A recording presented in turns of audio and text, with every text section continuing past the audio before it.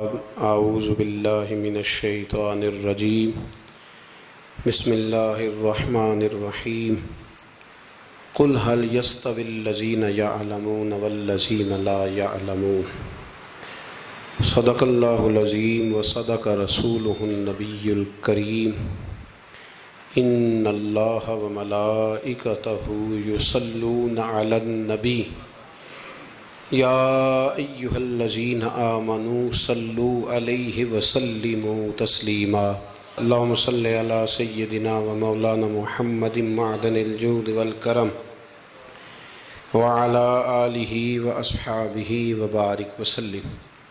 حمد و صلاۃ کے بعد قرآن مجید کی سورہ زمر آیت نمبر 9، اللہ کریم نے فرمایا قل هل يستوي الذین یعلمون والذین لا یعلمون، فرمایا محبوب فرما دیجئے کہ کیا عالم اور جاہل برابر ہو سکتے ہیں؟ عالم اور جاہل برابر ہو سکتے ہیں؟ یہ برابر نہیں ہو سکتے۔ عالم عالم ہوتا ہے اور جاہل جاہل ہوتا ہے۔ یہ بات اگر کوئی عالم کرتا تو لوگ اس پر اعتراض کرتے،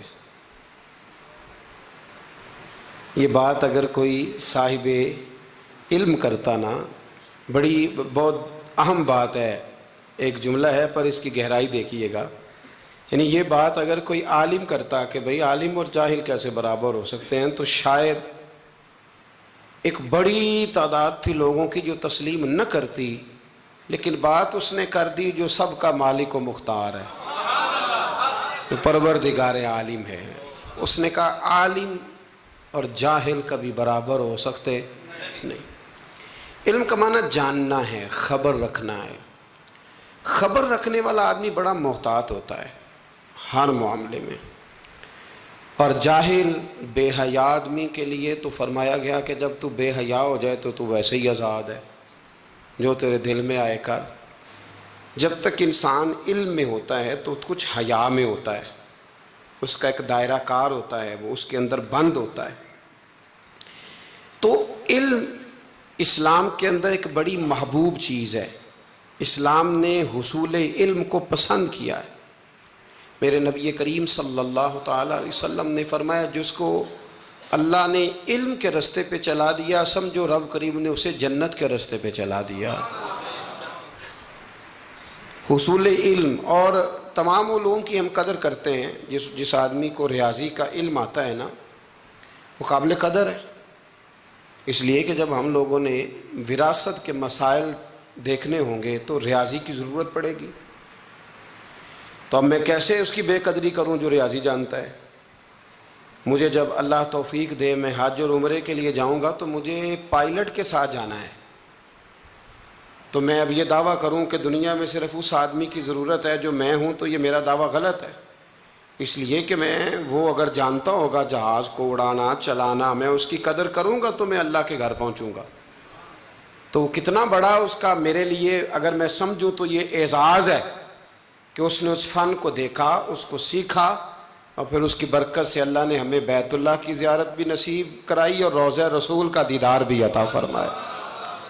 تو جہاں جو شخص جس معیار کا علم رکھتا ہے اور پھر اس کو مثبت استعمال کرتا ہے، اس کی قدر کرنی چاہیے۔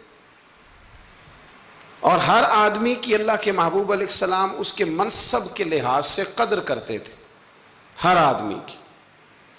جب حدیبیہ کے لیے سفیر کی ضرورت تھی تو کل صحابہ عادل تھے، پیارے تھے، پر حضور نے فرمایا یہ کام عثمان غنی بہتر کر سکتے ہیں۔ تو اور یہ میرے محبوب کے علم کا کمال ہے کہ حضور لوگوں کی روحوں میں جھانک کے دیکھ لیتے ہیں کہ کون بندہ کس قابل ہے۔ خیبر کی رات حضور نے کیا اعلان فرمایا؟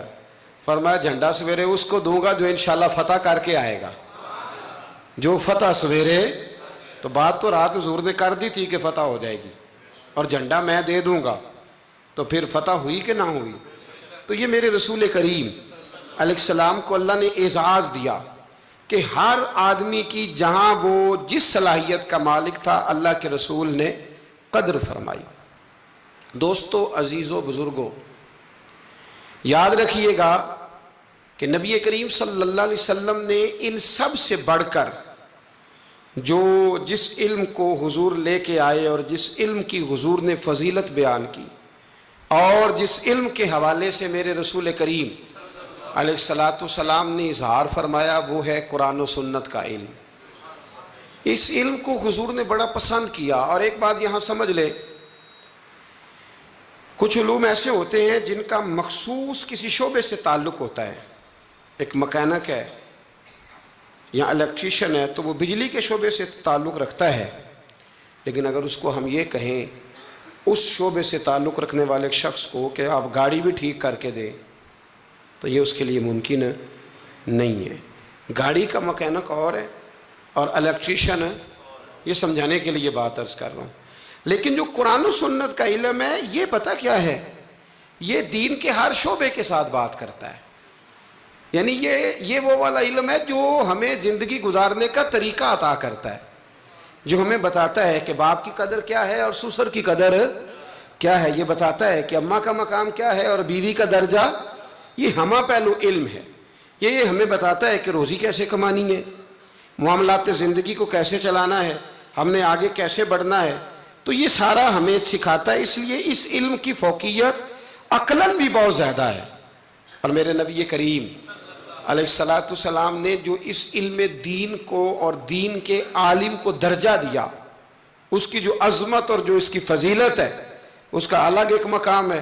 حضور صلی اللہ علیہ وسلم مسجد نبوی شریف میں تشریف لائے تو دو مجلسیں تھیں، دو مجالس تھیں۔ ایک مجلس میں لوگ بیٹھ کر ذکر کر رہے تھے، اللہ کا ذکر کر رہے تھے، عبادت کر رہے تھے، تلاوت کر رہے تھے، اور دوسری مجلس میں بیٹھ کر کے لوگ علم دین کی باتیں کر رہے تھے۔ پتہ نا آپ کو، ہمارے ہاں کچھ ایسے لوگ بھی پیدا ہو گئے ہیں جو کہتے ہیں درویش اور ہوتے ہیں، مولوی اور ہوتے ہیں۔ میں نے کہا اس کا مطلب مولوی کون ہوتا ہے؟ کہتے ہیں یہ جو عالم ہوتے ہیں دین کے۔ میں نے کہا درویش پھر جاہل کو کہتے ہوں گے، چونکہ اگر عالم، درویش کس کو کہتے ہیں؟ درویش اس عالم کو کہتے ہیں جو دین پر عمل کرے، یا وہ عمل کرتا ہے تو وہی درویش ہوتا ہے، وہی فقیر ہوتا ہے۔ اپنے علم پر عمل کرنے والا وہی درویش ہے، وہی فقیر ہے۔ تو حضور صلی اللہ علیہ وسلم تشریف لائے تو ایک مجلس علم حضور نے سجی ہوئی دیکھی اور ایک مجلس ذکر میرے نبی کریم علیہ السلام نے سجی ہوئی دیکھی۔ ان دونوں مجالس کو نبی پاک نے دیکھا اور حضور بیچ میں کھڑے ہو گئے، کھڑے ہو کے فرمایا ذکر والے بھی خیر ہی کر رہے ہیں اور علم والے بھی خیر ہی کر رہے ہیں۔ اب حضور نے فیصلہ سنانا تھا، ہیں یہ بھی اچھے اور ہیں وہ بھی اچھے۔ اب فیصلہ میرے نبی پاک کا کیا ہے؟ حضور فرمانے لگے مجھے بھی اللہ نے استاد بنا کے بھیجا ہے، یہ لفظ کہے، اور میرے نبی پاک ان لوگوں میں بیٹھ گئے جو علم دین کی بات کر رہے تھے۔ حضور نے وہاں قیام فرمایا، حضور وہاں بیٹھ گئے۔ تو میرے عزیز دوستو، اس بات کو سمجھ لیں، اس پر غور کریں کہ نبی کریم صلی اللہ تعالی علیہ وآلہ وسلم نے ہمیں جو سمجھایا ہے وہ یہ ہے کہ حصول علم کا شوق پیدا کرو، علم کی مجالس کو اختیار کرو، اہل علم جاننے والے۔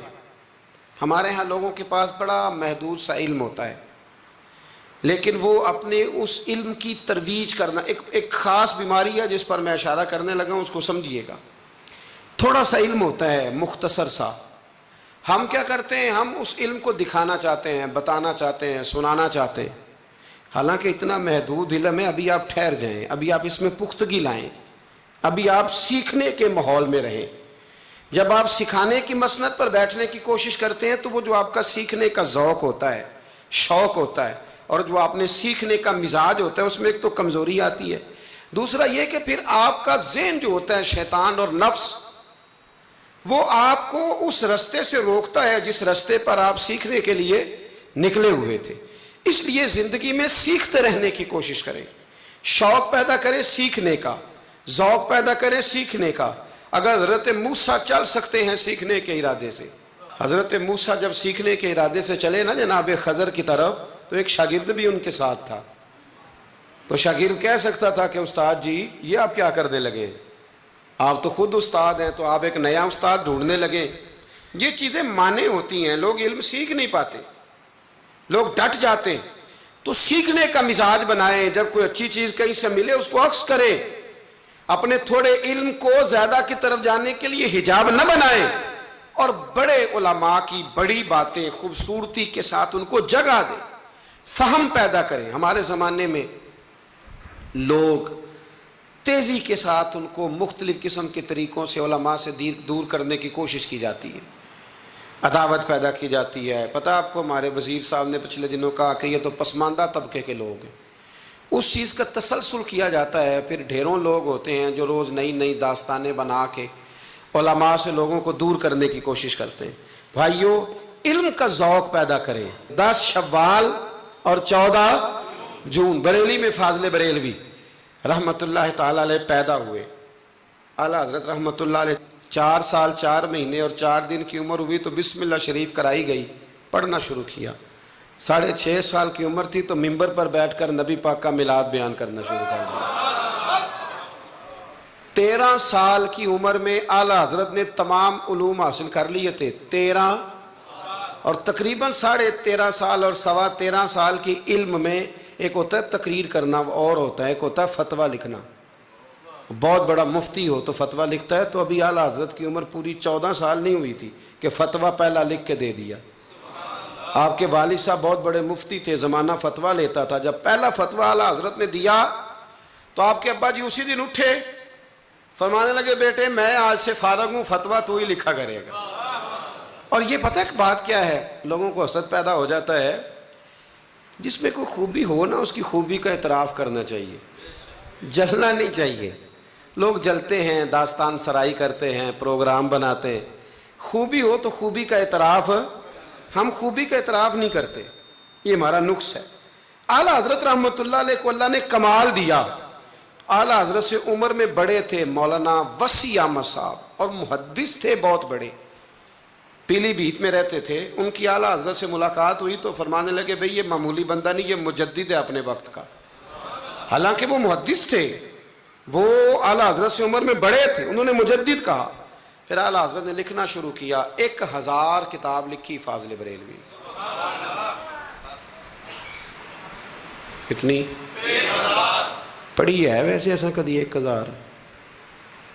جی بچوں سے میں پوچھتا ہوں، کئی دفعہ پیپر دیکھے آتے ہیں تو میں کہتا ہوں کتابیں ساری پڑھی، کہتے ہیں نہیں اپ ٹو ڈیٹ تو تیاری کی تھی، استادوں نے کہا تھا یہ والے باب یاد کر لینا پیپروں میں آ جائے گی۔ یعنی پوری کتاب جو ہماری ہوتی ہے نا کورس کی، اسکولوں میں بچے وہ بھی ساری پڑھتے، موٹی موٹی تیاری ہوتی ہے نا۔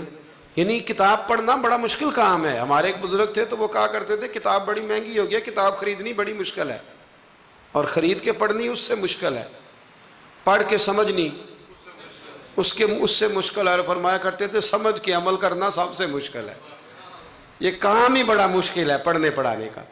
اعلیٰ حضرت نے 1000 کتاب لکھی، اور کس طرح کر کے لکھی کہ دلائل کے انبار لگا دیے، ایک حوالہ نہیں دیا۔ کئی ایسی جگہ ہیں جہاں اعلیٰ حضرت رحمت اللہ نے ایک بات کا 100 حوالہ پیش کیا ہے۔ اتنا کمال اللہ نے عطا کیا۔ آپ حج کرنے گئے ہوئے تھے، اور سب سے بڑا آپ کا موضوع ہے نبی پاک کی شانیں بیان کرنا، حضور کی عظمت پہ لکھنا بڑا موضوع ہے۔ اپنے اپنے موضوع ہوتے ہیں نا، کچھ لوگ فقہ آپ نے فقاہت پہ سب سے زیادہ کام کیا، لیکن جس موضوع پر آپ کا غلبہ رہا وہ رسول اللہ کی محبت کا موضوع ہے، وہ نبی کریم کی محبت کا، اور لکھا تو پھر کمال ہی لکھا، پھر کمال لکھا اعلیٰ حضرت، اور حد کر دی۔ مکہ شریف میں تھے، بخار بڑا زیادہ تھا، اور آپ گئے ہوئے تھے حج عمرے کے ارادے سے، تیز بخار تھا، تو کسی شخص نے پوچھا نبی پاک کو علم غیب ہے؟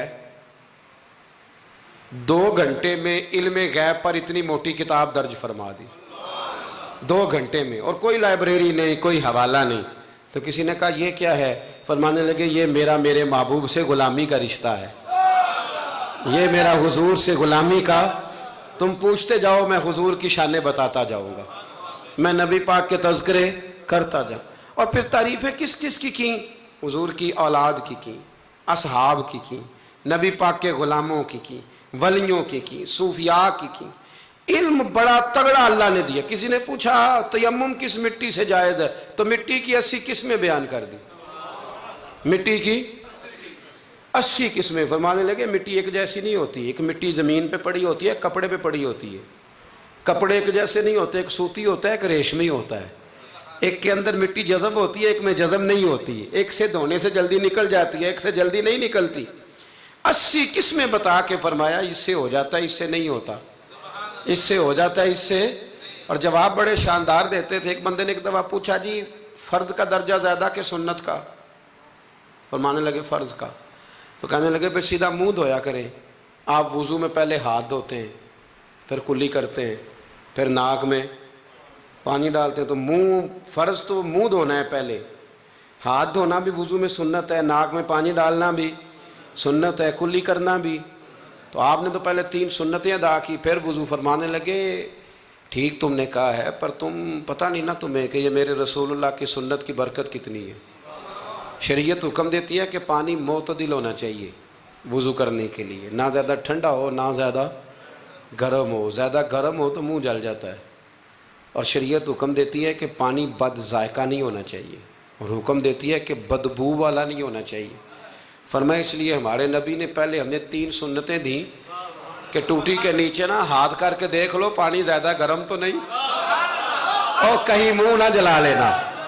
اور پھر ہمارے نبی نے ہمیں سنت دے کے بتایا کہ منہ میں ڈال کے دیکھ لو بد ذائقہ تو نہیں، پھر کہا ناک میں ڈال کے دیکھ لو کہ اس سے بو تو نہیں آتی۔ فرمایا مصطفیٰ نے کہا میری 3 سنتیں ادا کر کے اب چہرے پہ پانی ڈالو گے تو فرض ادا کرنے کا مزہ آ جائے گا۔ اعلیٰ حضرت کو اللہ نے وہ کمال دیا، ملک سخن کی شاہی تم کو رضا مسلم، جس سمت آ گئے ہو سکے بٹھا دیے۔ باتیں بہت ساری ہیں، کچھ خالص علمی ہوتی ہیں، کچھ بڑے علم بھی ہوتا ہے اور اس میں لطف بھی ہوتا ہے۔ تو ایک لطف والی بات ہے آپ کو سناتا ہوں۔ علماء میں نا ایک مسئلے میں اختلاف ہے، خیر اب تو علماء میں مسئلے میں اختلاف ہو تو جاہل چھلانگ لگا کے اندر آ جاتے ہیں، کہتے تو ان کی پتہ تھا پوچھو۔ علماء میں اکثر مسائل میں اختلاف رائے ہو جاتا تھا اور ہے آج بھی۔ امام شافعی اور امام مالک کا اختلاف کوئی نہیں تو کیا گالیاں دینی شروع کر دیں گے لوگ؟ اختلاف رائے علماء کے اندر ہو جاتا ہے۔ تو اختلاف رائے ہے علماء کے ایک مسئلے کے اندر، وہ کیا ہے؟ اور فقہی مسائل میں اختلاف ہوتا ہے، عقیدے میں اختلاف نہیں ہوتا، یہ یاد رکھ لیں۔ جو عقیدہ ہوتا ہے وہ عقیدہ ہوتا ہے، جو محبوب کی غلامی کی بات ہے وہ نبی پاک کی، اس میں کوئی بات دوسری ہوتی نہیں۔ بہرحال اعلیٰ حضرت کا فتویٰ یہ ہے کہ جمعے کی جو دوسری اذان ہے نا وہ بعد مسجدوں میں خطیب کے سامنے پڑھی جاتی ہے، یعنی خطیب کے بالکل سامنے بندہ کھڑا ہو کے نا جمعے کی دوسری اذان۔ اعلیٰ حضرت کا فتویٰ نہیں باہر دروازے پہ پڑھو، مسجد کے دروازے پہ جو یہاں پڑھتا ہے اذان اس کی بھی ہو جاتی ہے۔ یہ ایک فقہی مسئلہ ہے، اس میں اختلاف رائے ہو سکتا ہے۔ اعلیٰ حضرت رحمۃ اللہ علیہ کے خلیفہ رہتے تھے جبل پور میں، فاضل بریلوی جبل پور گئے ان کی دعوت پر، وہاں آپ نے جمعہ پڑھایا تو ایک بندے نے نا آپ کو چٹ دے دی کہ حضرت صاحب جمعے والے دن جمعے کی دوسری اذان ہے وہ کہاں پڑھنی چاہیے؟ تو اعلیٰ حضرت فرمانے لگے کہ باہر دروازے پہ پڑھو جمعے کی دوسری اذان۔ وہاں کچھ اپنے ہی نظریے کے لوگ تھے، اپنے ہی تیر کھا کے جو دیکھا کمی گاہ کی طرف تو اپنے ہی دوستوں سے ملاقات ہو، غیروں کو اتنا مسئلہ بھی کوئی نہیں ہوتا، حسد ہمیشہ اپنوں میں ہوتا ہے۔ تو وہ اپنے ہی لوگ تھے، وہ کہنے لگے جی ہم 50 سال سے دے رہے ہیں اذان، مولوی صاحب نے یہاں کے لڑائی کرا دی ہے کہ اذان باہر پڑھو۔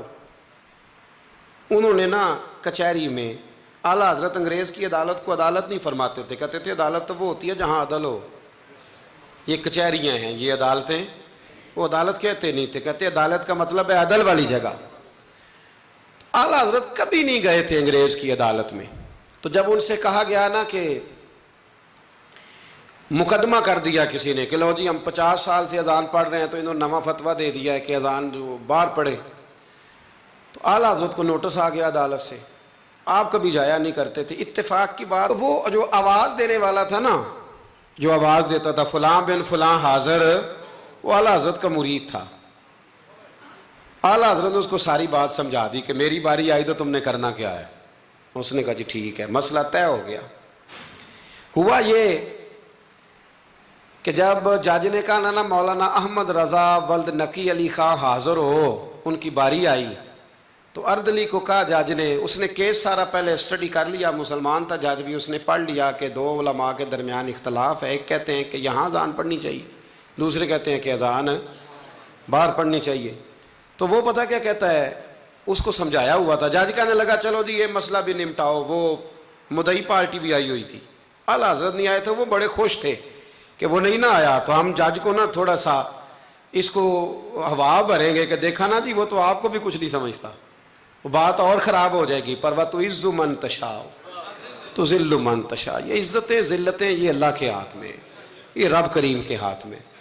تو انہوں نے نا پوری تیاری, نہیں نہ آیا دیکھنا اور کریں گے. اب وہ اردلی کو جب کہا نا اس آواز دینے والے کو, جج صاحب نے کہ بلاؤ اس کو, اعلیٰ حضرت نے, اس نے پتہ کیا کیا, آواز تو باہر دینی ہوتی ہے نا, وہ جج کے سامنے کرسی کے سامنے کھڑے ہو کے نا کانوں میں انگلیاں لے کے کہنے لگا احمد رضا ولد نقی علی خان حاضر ہو. اور جج کہنے لگا پاگل ہو گیا, باہر جا کے کہنے لگے جی یہی تو میرے پیر کہتے ہیں, یہی تو وہ فرماتے ہیں, یہی تو وہ فکرہ ادا کرتے. ملک سخن کی شاہی تم کو رضا مسلم, جس سمت آ گئے ہو سکے ہی بٹھا دیے. فرمایا جی یہی تو وہ کہتے ہیں. وہ کہتے ہیں مولوی تو آیا بیٹھا جمعہ پڑھانے کے لیے, اس کو اذان کیوں سناتا ہے, باہر سنا تاکہ جو رہ گیا وہ بھی آ جائے. یہی تو وہ فرماتے ہیں. جج کہنے لگا مولانا کو تکلیف کرنے کی ضرورت نہیں, وہ جو کہتے ہیں ٹھیک ہی کہتے ہیں. فتویٰ مسئلہ ان کے حق میں دیتا ہوں. یاد رکھیں اعلیٰ حضرت کا یہ کمال تھا کہ انہیں اللہ نے علم بھی دیا تھا اور سمجھانے کی طاقت بھی عطا فرمائی. ان کے اندر یہ قوت تھی, یہ ہمت تھی کہ وہ بات سمجھا سکتے تھے. لیکن جس کی شان زیادہ ہوتی ہے اس کے مخالف بھی زیادہ ہوتے ہیں. پکی بات. اعلیٰ حضرت نے ایک شعر لکھا ہے, غوث پاک سے فریاد کرتے ہیں عدو بددین اور مذہب والے حاسد. کہتے ہیں اے غوث پاک, وہ جو میرے بیگانے ہیں نا وہ تو ویسے ہی بد دین ہیں, اور جو میرے اپنے ہیں وہ مجھ سے حسد کرتے ہیں. تو ہی تنہا میرا زور بازو ہے یا غوث. کہتے ہیں تو ہی میرا زور بازو ہے. بیگانے ویسے بد دین ہے اور اپنے تو ہی ہے جو تنہا میرا زور بازو ہے. تو حاسدین بڑے اندر پیدا ہو گئے باہر. تو ساری زندگی فاضل بریلوی نے مقابلہ کیا. ایمان, اگر علم بڑا تگڑا تھا تو ایمان بھی بڑا تگڑا تھا, تگڑا ایمان. آپ یقین کریں ایمان بندے کا مضبوط ہونا تو دنیا کے ہر میدان میں وہ کامیاب ہوتا ہے. اور اگر ایمانوں میں کمزوری ہو, کچی کچی باتیں کرنا, ٹھیک ہے چلتے ہیں کرتے ہیں, یہ بھی صحیح ہوگا وہ بھی صحیح ہوگا, سوال ہی نہیں پیدا ہوتا. تگڑی. نبی کریم علیہ السلام نے نا ایک حدیث حضور نے بیان فرمایا, کسی مصیبت زدہ کو, کسی بیمار کو دیکھو تو ایک دعا پڑھ لیا کرو, تم کبھی اس مصیبت میں مبتلا نہیں ہوگے. دعا کیا ہے؟ الحمدللہ الذی مما ابتلاک بہ وفضلنی علی کثیر ممن خلق تفضیلا. یہ دعا پڑھ لو بیمار کو دیکھ کر, یہ دعائیں یاد کیا کریں. یہ پڑھ لو تو جس مصیبت میں دیکھ کے کسی کو پڑھو گے اللہ تمہیں کبھی اس میں مبتلا نہیں کرے گا. بریلی شریف کے دائیں بائیں ہندوستان میں نا ایک مرض اکثر پھیلا کرتا تھا, اس کو طاعون کا مرض کہتے ہیں. طاعون کا مرض, وہ نا گلٹیاں نکلتی ہیں انسان کے وجود پر, تو اتنا سخت ہوتا تھا کہ لوگ مر جاتے تھے. اللہ تعالیٰ معاف کرے. بعض لوگ کہتے ہیں یہ ٹیومر ہوتا ہے نا کینسر کی گلٹیاں, یہ بھی شاید اسی کا تسلسل ہے, اور اس زمانے میں شاید اس کا نام لوگوں نے یہ رکھ دیا. بڑا سخت مرض تھا. تو اعلیٰ حضرت کے سامنے 2-3 مریض آئے تو آپ نے یہ دعا پڑھ لی. ایک دعوت کسی نے اعلیٰ حضرت کی پکائی, تو آپ کو نا چونکہ معدے میں بڑی تکلیف تھی, آپ کو پتہ ہے معدے میں گرمی بہت زیادہ ہو تو منہ پک جاتا ہے. طبیب کہا کرتے تھے کہ منہ کے چھالے بہت تیزابیت ہو, کوئی ایسی چیز کھا لیں تو اس سے نا. آپ ایک دعوت پہ گئے تو میزبان نے نا گائے کے گوشت کے کباب بنائے ہوئے تھے, 7 پوڑیاں تھیں.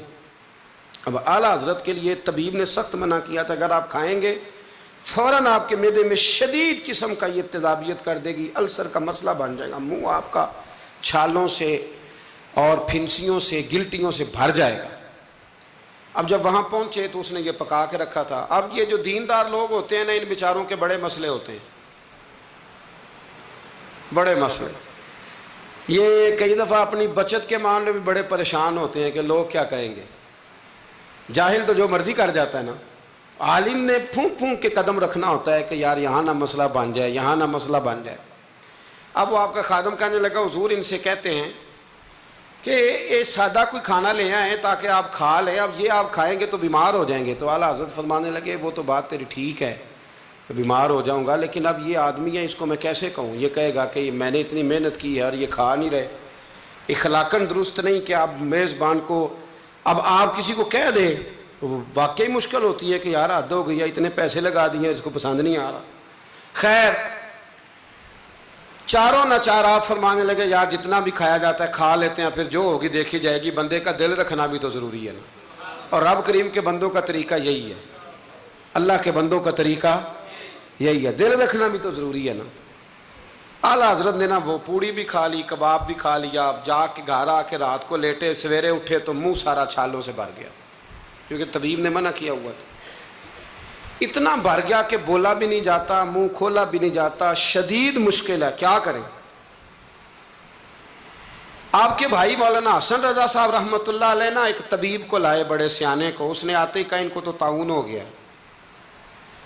اعلیٰ حضرت فرمانے لگے تو جھوٹ بولتا ہے اور تیری حکمت بھی جھوٹ بولتی ہے، مجھے طاعون نہیں ہو سکتا. اس نے کہا جناب وہی گلٹنگ ہے. فرمانے لگے تو جھوٹ بولتا ہے اس لیے کہ میں نے طاعون والے مریض کو دیکھ کے وہ دعا پڑھ لی تھی جو میرے نبی نے سکھائی ہے.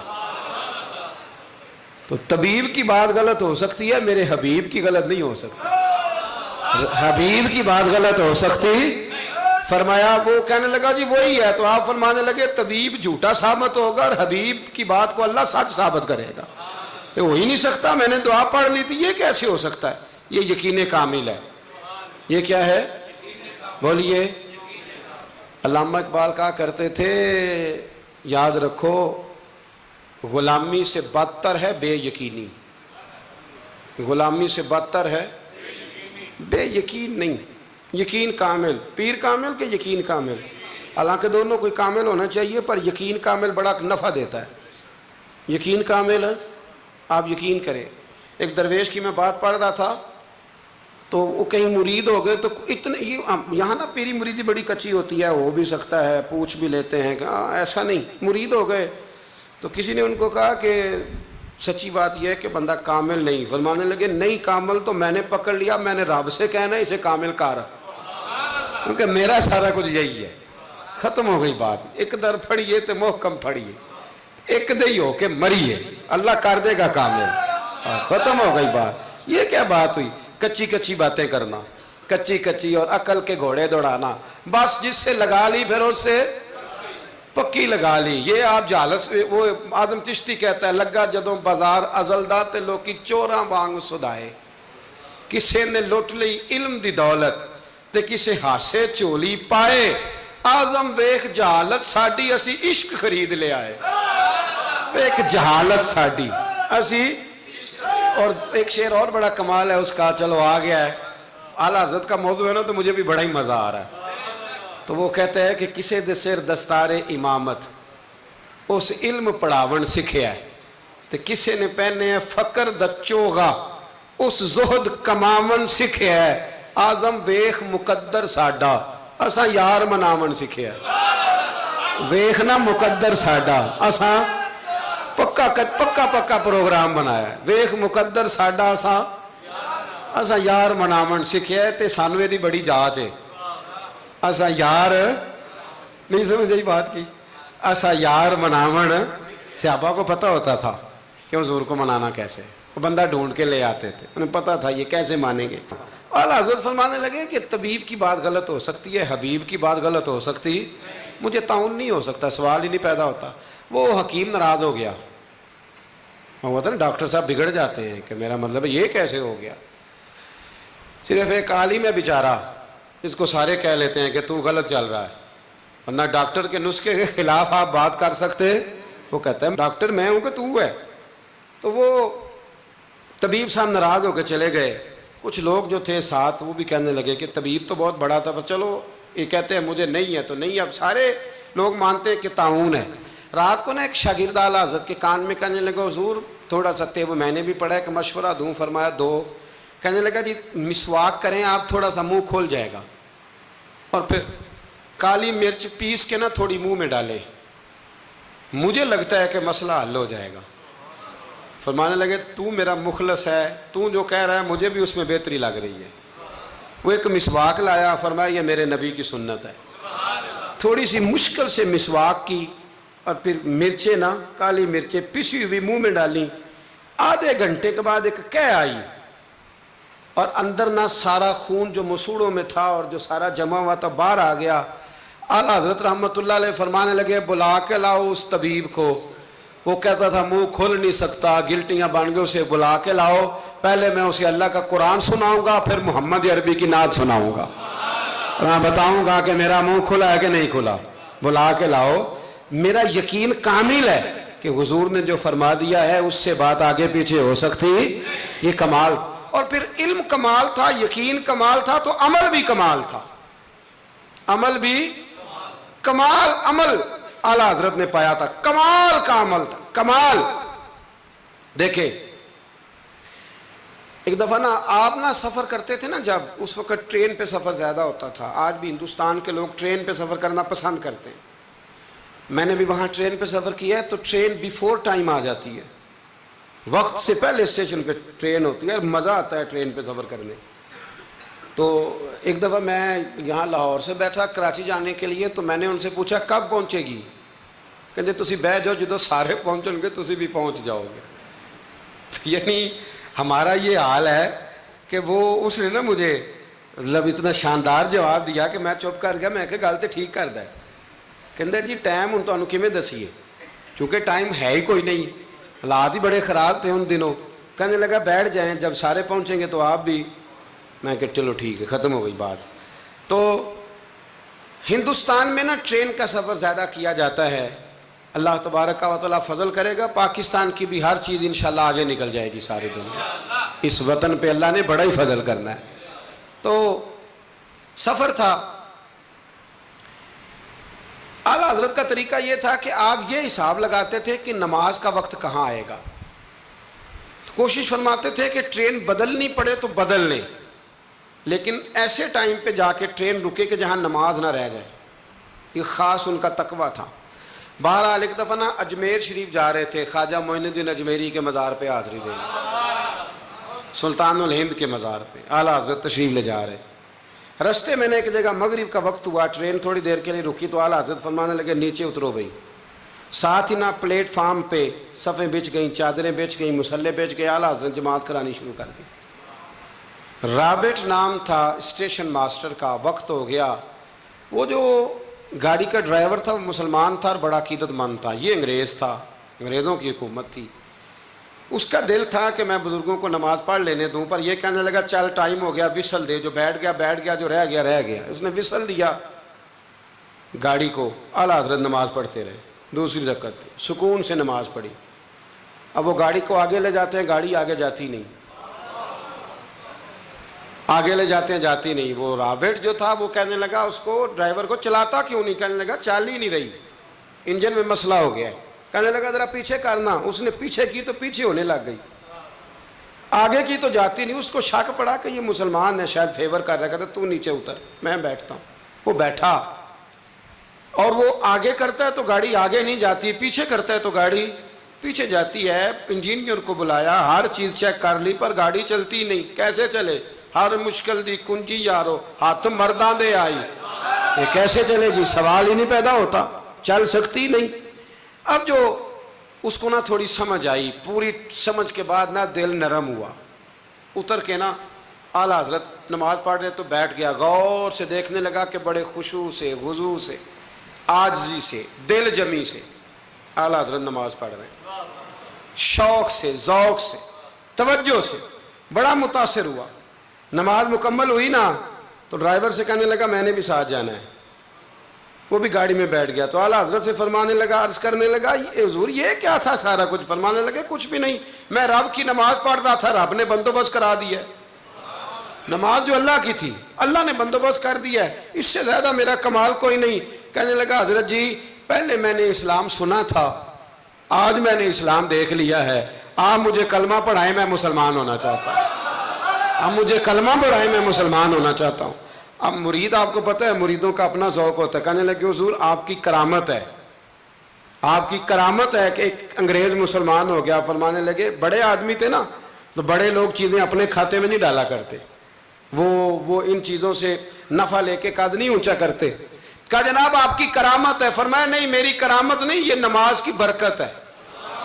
میری کرامت نہیں, یہ نماز کی برکت ہے کہ میں نماز پڑھ رہا تھا اور نماز کی برکت سے اللہ نے اسے ایمان کی توفیق عطا فرما دی. اعلیٰ حضرت نے اپنی ساری زندگی, ایک شخص نے پوچھا کہ آپ نے ساری زندگی حضور کی نعتیں لکھی ہیں تو قبر میں جاؤ گے تو کیا کہو گے؟ کہنے لگے کہوں گا سرور کہوں کہ مالک و مولا کہوں تجھے. حضور سونیا میں کیا کہوں؟ سرور کہوں کہ مالک و مولا کہوں تجھے, باغ خلیل کا گلے زیبا کہوں تجھے, تیرے تو وصف عیب تناہی سے ہیں بری, حیران ہوں میرے شاہ میں کیا کیا کہوں تجھے, حیران ہوں میرے شاہ میں کیا کیا کہوں تجھے. لیکن رضا نے ختم سخن اس پہ کر دیا, خالق کا بندہ خلق کا آقا کہوں تجھے. پھر کہنے لگے نعمتیں بانٹتا جس سمت وہ ذیشان گیا, ساتھ ہی منشی رحمت کا قلم دان گیا. انہیں مانا انہیں جانا نہ رکھا غیر سے کام, للہ الحمد میں دنیا سے مسلمان گیا. آج لے ان کی پناہ, آج مدد مانگ ان سے, کل نہ مانیں گے قیامت میں اگر مان گیا. جان و دل ہوش و خرد سب تو مدینے پہنچے, تم نہیں چلتے رضا سارا تو سامان گیا. اور دیکھیے لکھنے کا انداز, کہنے لگے ان کی مہک نے دل کے غنچے کھلا دی. ان کی مہک نے دل کے, یہ نہیں کہا کہ موسم کھلا دیا ہے, دل کے, صرف حضور نے نہیں, حضور کی مہک نے, ان کی مہک نے دل کے غنچے کھلا دیے ہیں. جس راہ چل دیے ہیں کوچے, بس حضور گزر جائیں تو وہ گھر بس جاتا ہے, کوچہ بس جاتا ہے. ان کی مہک نے دل کے غنچے کھلا دیے ہیں, جس راہ چل دیے ہیں کوچے بسا دیے ہیں. اللہ کیا جہنم اب بھی نہ سرد ہوگا, رو رو کے مصطفیٰ نے دریا بہا دیے ہیں, رو رو کے مصطفیٰ نے دریا بہا دیے ہیں, رو رو کے مصطفیٰ نے دریا بہا دیے ہیں. یہ شعر جب پہنچا نا داغ دہلوی کے پاس اقبال کے استاد, تو وہ کہنے لگے مجھے کہنے دو ملک سخن کی شاہی, تم کو رضا مسلم, تم جس سمت آ گئے ہو سکے بٹھا دیے. کچھ لوگوں نے ان پر بڑے بڑے الزامات لگائے, بڑے بڑے, لیکن آپ یقین کریں ان کی جو تعلیمات ہیں وہ انہی کی ہیں. انہوں نے کہا کہ سجدہ سوائے اللہ کے کسی کے لیے جائز نہیں ہے. انہوں نے کہا مزار پہ جاؤ تو 4 ہاتھ دور کھڑے رہ کے دعا مانگو. انہوں نے کہا عورت کا پیر سے پردہ واجب ہے. انہوں نے دین جو بتایا ہے نا, لوگوں نے بڑے بڑے پراپوگنڈے کیے, بڑے بڑے لوگ پراپوگنڈے کرتے رہتے ہیں. سب سے زیادہ اعلیٰ حضرت کے بارے میں پراپوگنڈا ہوا, لیکن کمال کی بات یہ ہے, کمال کی ایڑی چوٹی کا لوگوں نے زور لگایا, بڑی بڑی کتابیں لکھی, بڑا بڑا کچھ کہا, بڑا بڑا کچھ کیا, لیکن اللہ نے انہیں کمال دیا. انہوں نے سلام لکھا تھا مصطفیٰ جان رحمت پہ, ان کو اللہ نے یہ اعزاز دیا کہ ہر مسجد میں ہر جمعے میں ان کا لکھا ہوا سلام پڑھا جاتا ہے, ان کا لکھا ہوا سلام پڑھا جاتا ہے. سب ان سے جلنے والوں کے گل ہو گئے چراغ, احمد رضا کا تازہ گلستان ہے آج بھی, احمد رضا کا تازہ گلستان ہے آج.